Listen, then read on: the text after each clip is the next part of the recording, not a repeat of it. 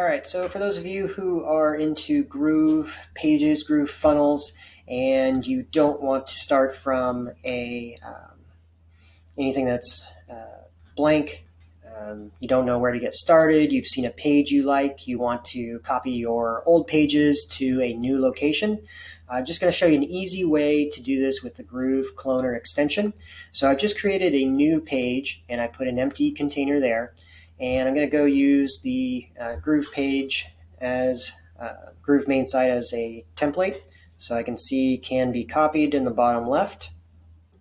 Once that's done, I've got the Groove clone extension at the top right. I'm going to copy that funnel. Again, bottom left, we're going to let that finish doing its loading and copying. I'll go back, click on paste. We'll wait for that to load. Click on save. And now you've got the Groove page that you can use for your own, modify it however you want. Once that's done saving, you can just see that this is the entire page. It's all the attributes, all the pictures, everything that you needed in there is now in yours. You're free to edit it however you want. As usual, small little edits there.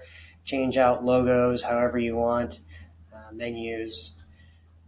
It's all yours to do with what you want now. So whether you needed a template that you didn't find, you saw an amazing page.